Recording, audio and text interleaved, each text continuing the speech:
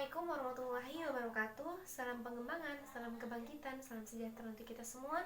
Semoga pada kesempatan kali ini kita diberikan kesehatan, kebahagiaan yang selalu menyertai kita. Saya Kiki Andini dari HTN 1C, NIM saya 2011200077. Baik, di sini saya akan sedikit memaparkan mengenai subjek hukum.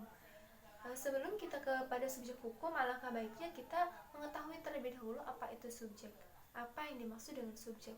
Nah, di dalam hal ini, subjek itu yaitu segala sesuatu yang dapat mempunyai hak dan kewajiban untuk bertindak dalam hukum.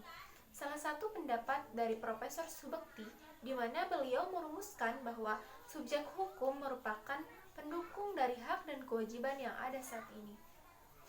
Berbicara mengenai subjek hukum, di mana subjek hukum itu terbagi menjadi dua bagian, yaitu manusia sebagai subjek hukum dan badan hukum sebagai subjek hukum.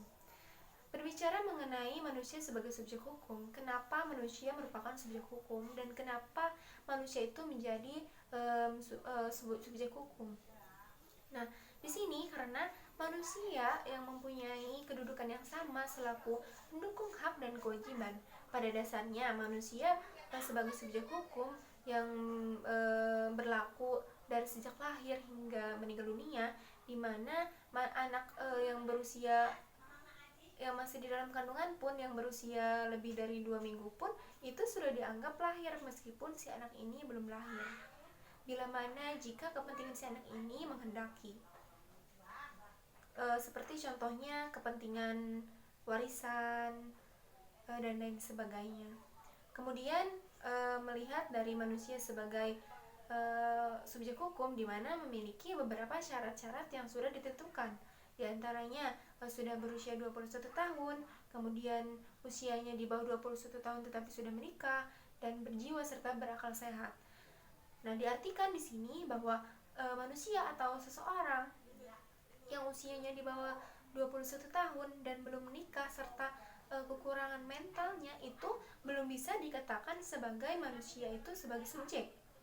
Belum bisa dikategorikan sebagai subjek.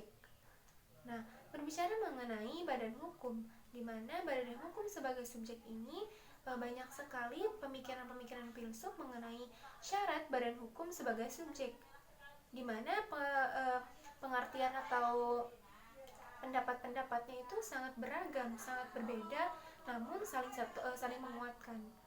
Salah satunya yaitu dari pendapat Ridwan Syahrani, di mana beliau merumuskan bahwa syarat badan hukum menjadi sebagai subjek hukum, di mana diantaranya yaitu adanya kekayaan yang terpisah, kemudian mempunyai tujuan yang sama, serta mempunyai kepentingan tersendiri dan adanya organisasi di dalamnya.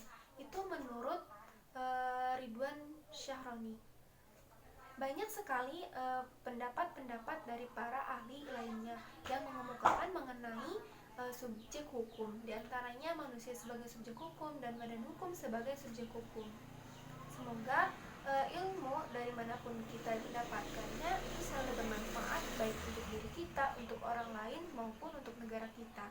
Terima kasih. Assalamualaikum warahmatullahi wabarakatuh.